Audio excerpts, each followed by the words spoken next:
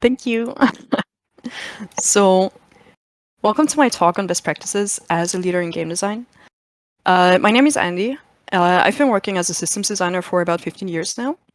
And throughout this time, I've been able to experience different team sizes, different approaches to leadership. And hopefully all of those experiences taught me valuable lessons to become a better lead myself, or at least that's really what I'm hoping for. I will try to focus on a few important aspects, but there's a lot more to discuss, so not everything fit into this talk. So if you have any additional questions, there's a Q&A session right after this talk. But I also have a slide with my contact information, and you can contact me right after this talk or whenever you want to ask additional questions if there's anything. So I want to start with the hiring process. Which is basically the first step to building a functioning design team. A good design team ideally offers different points of view and draws from different backgrounds. So in order to build a diverse team, it's helpful to avoid any sort of biases during the hiring process so you can ensure that you are building a diverse team. So one of the first things that you can do is basically removing any sort of identifier from any sort of documentation that is coming in. This can be easily achieved if your company has its own hiring or HR department that receives the applications before any hiring manager sees them. But if it's but if this is not possible due to how your company is structured, maybe try finding someone on your team who is the person who filters the documentation and prepares it before they are handed over to your hiring managers. And again, this includes any sort of documentation that is handed over. So if you're asking for design tests or anything similar, just do the same thing for all the documentation before anything reaches the interviewing people. Really, in the end, what you want to focus on are the core and the job-related skills when you look at the applications. And I'm offering a quick breakdown of how both can be evaluated. Just as a disclaimer, what I'm offering is not everything, and you also have to kind of find your own ways to find the right questions and kind of filter the way that is best for you. So with the core skills, these are the skills that you basically want to see in a candidate before you hire them. These skills are harder to train on the job as opposed to the job-specific skills. And if they're not present, you may have an issue of hiring someone into a team who can disrupt the team's collaboration and the communication. So generally, questions I like to ask, but this is not my extensive list, is, have you ever experienced a difficult situation while working on a project, and how did you handle it? This question gives me kind of a good idea of how someone works under stress and what they put their focus on when they're stressed. I've had really interesting answers coming from very junior designers who actually, with their answers, showed me that they have management potential with the way they handled a challenging situation that they chose to share with me. Another one is the creative director gives you feedback on your feature that is different from the current intention of your feature. How do you react?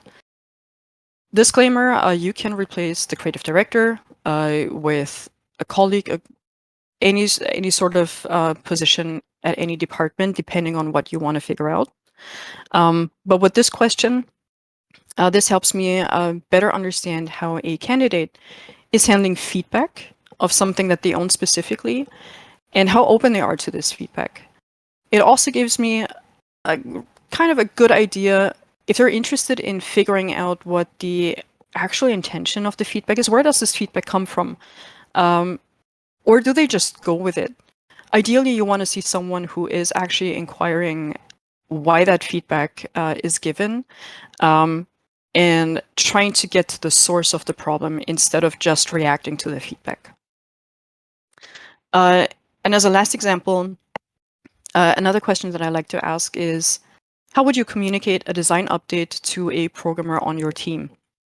Same with the question above. You can replace programmer with someone from a different department, just to check if they understand the different needs from the different departments.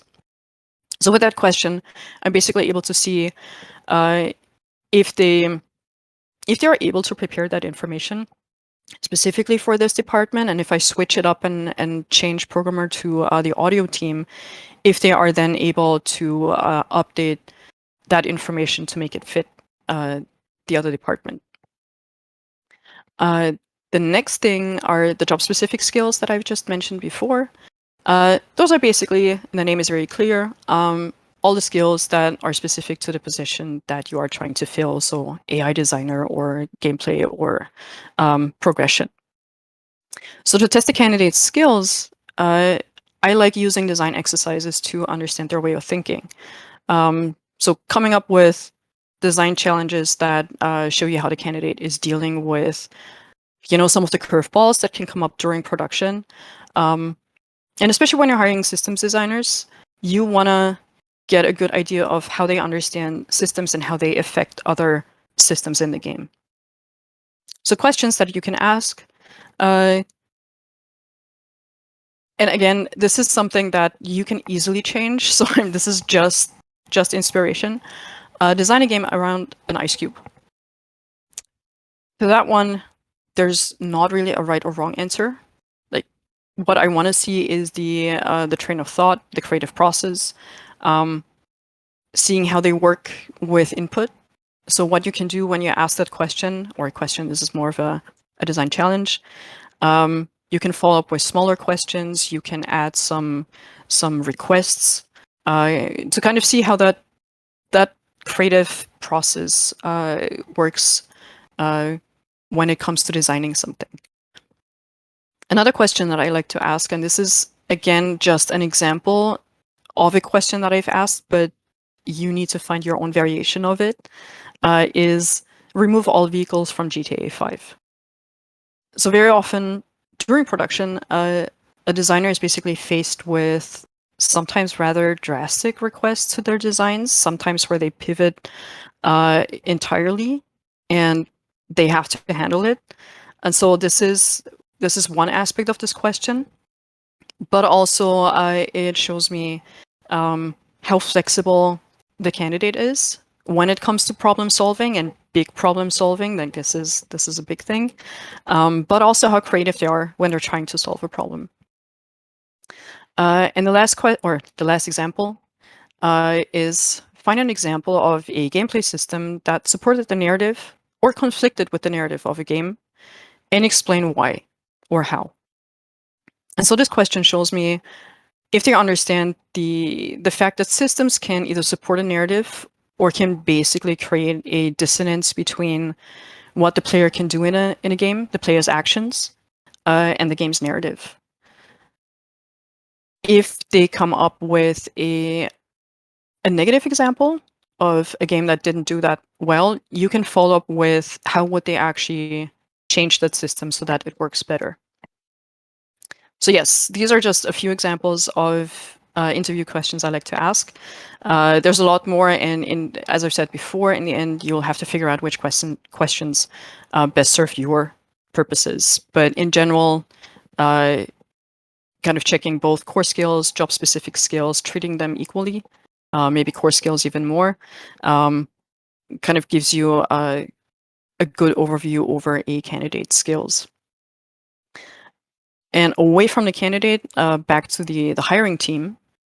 Generally, having a diverse hiring team is really essential in ensuring that, and biases can sneak in, that even when that happens, they won't really affect the hiring process too negatively.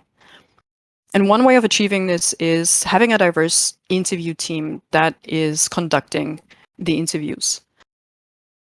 Having diverse interviews also allows you to reflect on the answers and the general impression of the applicant from different points of view. I've realized that body language and confidence can be interpreted very differently from very different people. So if you have a good, diverse hiring team, you can kind of avoid those bad or weird impressions, and making sure that you're not missing out on the best person for the position just because you didn't have that diverse hiring team. And in that process, also always make sure that you include the team in that interview process, unless you are actually setting up your team and you don't have one. But if there's already an existing team, please include them in the hiring process. They will have to work with the new designer. That new designer is going to be part of that team and they have to communicate with each other. The chemistry needs to be good. If that's not working well and you hire that person onto the team, it's really hard to kind of solve that issue later on. It also includes your team in the decision-making process, which gives them a sort of autonomy and ownership.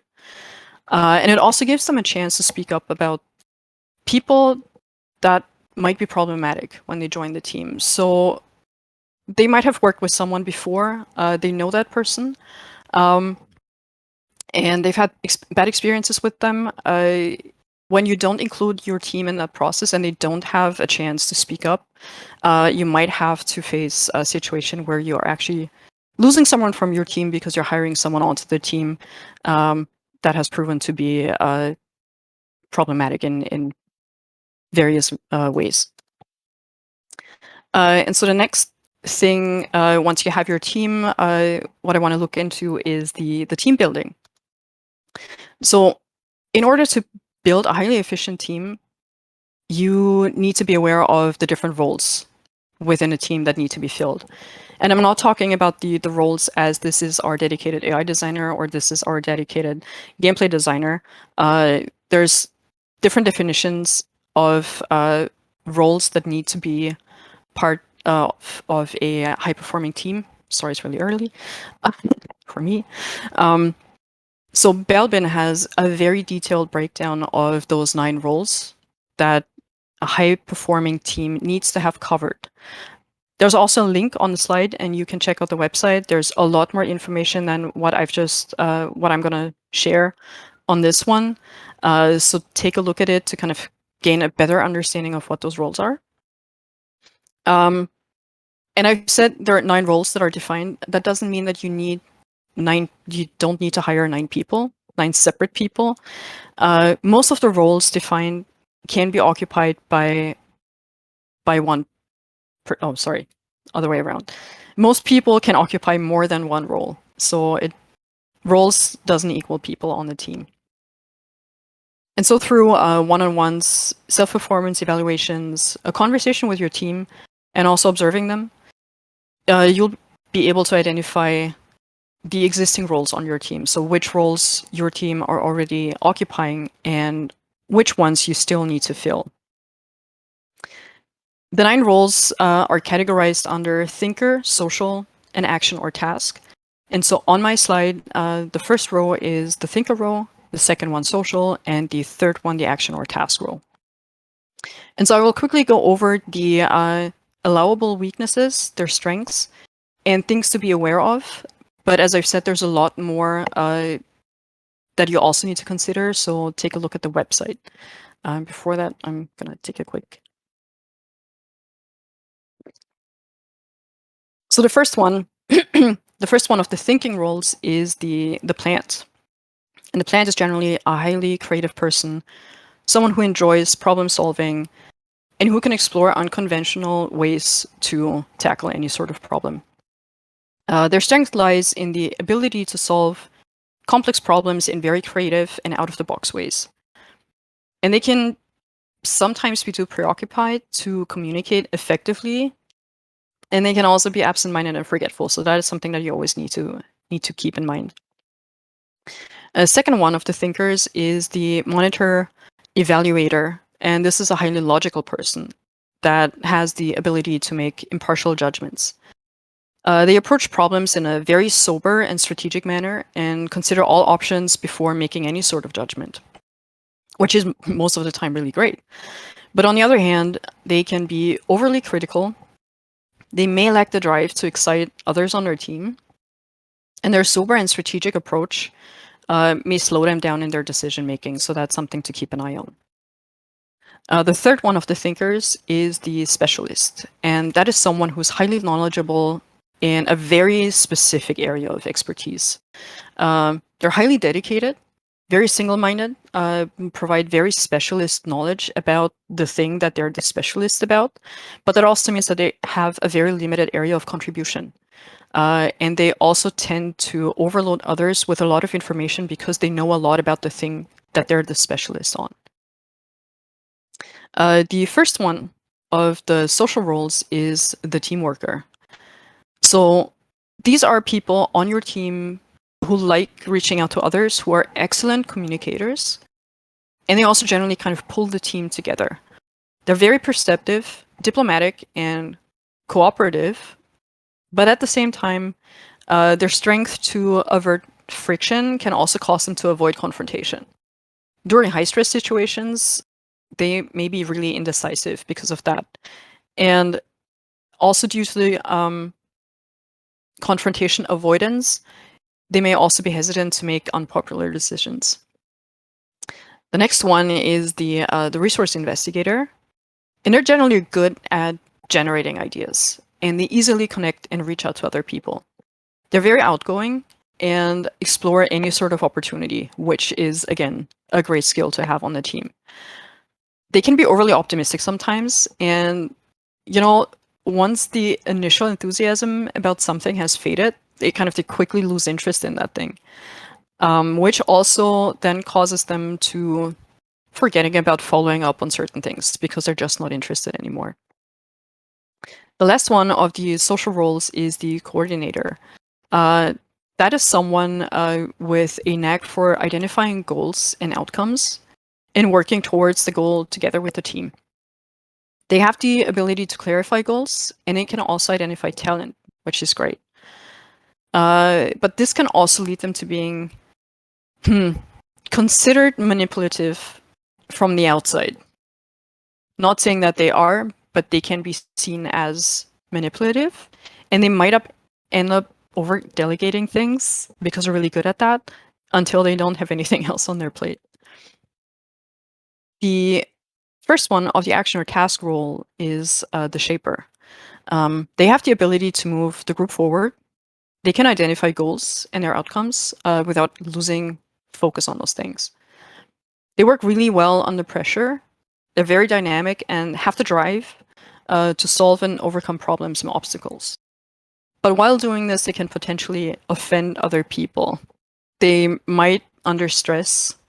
When the drive to solve and overcome problems is strong, it might just bring out their aggressive side, and they can easily offend and can easily be provoked. The second one is the implementer. Implementers are those who can develop and follow through strategies, and they're able to realize suggestions that are coming from the outside. They're generally reliable and efficient, and they can turn any idea into an action while still being organized. This also means that they may be inflexible, and they may be, they may be slow to respond to new possibilities. This may also result in them being slow or slower when it comes to relinquishing their plans in favor of changes. And the last one is the completer finisher, and that is someone who follows through. They're producing very high quality standards, and they're really good at polishing. And they're also the people you want to send in to find any sort of bugs. These are the people that you generally use to perfect and polish existing work, and also send them in for error hunting.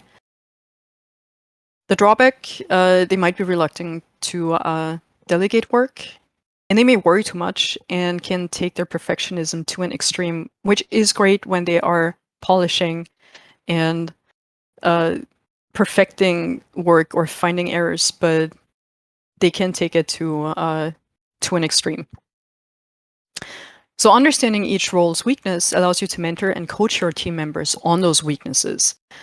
So at the same time, you can utilize their strengths once you understand them to provide them with tasks that they enjoy and that give them a feeling of expertise and ownership, kind of allowing them to have an impact on the thing that they're working on. And so I've kind of mentioned it before, but feedback is something that came up a bit with one-on-ones, just generally having to give feedback to your team. So I wanted to take a quick look at that aspect. So I want to start with the one-on-ones. They're basically a great way to learn more about your team members, not only to evaluate them. And just if that is not clear what a one-on-one is, it's basically a recurring meeting that you set up with each of your team members to allow them to give feedback, ask questions, that sort of thing. So the sessions, they give you 10. They give both of you the opportunity to bring up feedback, and it should be a safe space to ask questions. Especially during lockdown, that's a great way to kind of check on their mental health. Setting up the one-on-ones is a great way to kind of give your team ownership as well, because you allow them to decide how they want to get their feedback and when they want to get their feedback. When I asked my team what their preferences were, each one was slightly different, but easy to accommodate. But they all had this feeling of ownership over this is how they get their feedback and when, so it doesn't sneak up on them. And if you can't make it to a scheduled session, don't just skip it. Reschedule. Like this is a high priority for you. Your team is a high priority, and those sessions, they are really relevant. And a really good way to give feedback is the Sbi method. So Sbi stands for situation, behavior, and impact. And it's far, far better than the general shit sandwich that is usually used, because that actual information that is wrapped between the two burger buns, it's very often not quite clear that that is the actual issue just because it's wrapped between something else. So instead, using the Sbi method is preferred because it's clear. And so let's look at an example. So the situation, start describing the situation and be specific. So the example that we have is during yesterday's door interaction meeting, when the creative director gave their feedback. So we have a situation here where we know the when, the where, who was involved, what was the situation. So that it's super clear to understand when did that happen. And then for the behavior, make sure that you describe the observed behavior and don't add anything that wasn't fact or observable. So remove any sort of emotion from that feedback. So in our case, during yesterday's door interaction meeting, when a creative director gave their feedback, I noticed you didn't take any notes. Your team member clearly understands what that behavior was. It is, again, without any emotion, it's just observed fact. So then you move on to the impact. You explain the impact of that observed behavior. In our case, the last part, the creative director noticed and could interpret this as not paying attention to their feedback. So you probably know the creative director, you know that they don't like it, you know that they've noticed, and so you can convey that feedback to your team member without also worrying them and just bringing it up as a fact and just showing them what the impact is. In general, when you give feedback, when you use that Sbi system, make sure that you are removing any sort of emotion or blame, because that's not moving you forward. What you should be focused on is be action-oriented, not blame-oriented. With blame, you can use your team members' trust easily. And so to give that feedback, you need to set up the right stage. So you need to give it at the right time, in the right moment.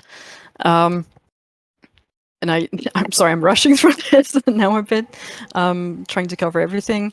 So be prepared when you go into the feedback situation. Have all the examples and facts ready.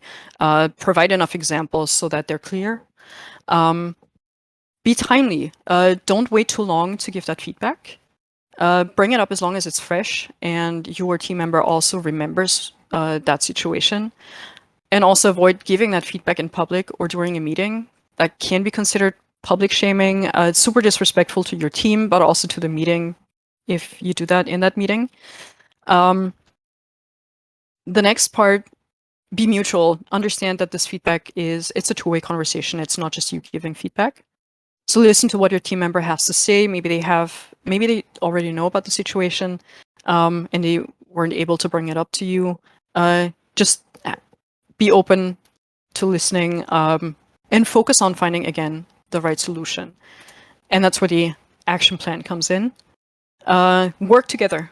Work together to find a way to handle the issue that you've observed. Maybe you can support them in a certain way. Maybe you can remind them or practice with them if the issue is giving presentations.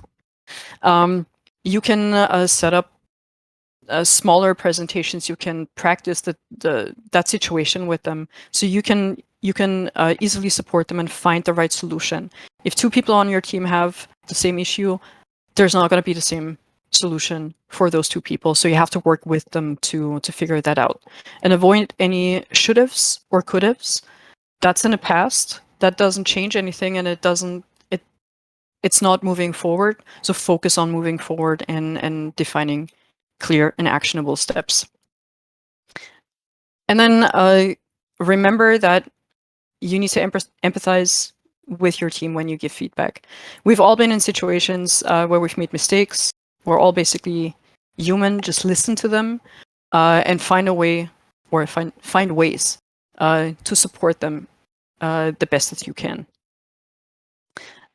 With the feedback, I've mentioned this before, feedback is not going in one direction, feedback is going in all the directions, and it's basically a loop. So you're not the only one giving feedback, you're also the one who receives feedback. And it's super important to let them know that you are open to receive that feedback. Don't let them guess that this is the case and then wonder why no one talks to you. Be open, be specific that they can also give you feedback and that you want their feedback. And then quickly moving over to ownership and autonomy. So a creative team generally strives when they have ownership and autonomy. And they need a space where both of those things are encouraged and supported. If they don't have that, you'll run into a lot of unpleasant issues. So one of the things that you should be avoiding is the right or wrong narrative. It's something that if it's not written down, if it's not documented somewhere, if it's not something that is clearly defined, then you shouldn't have this right or wrong narrative or mentality.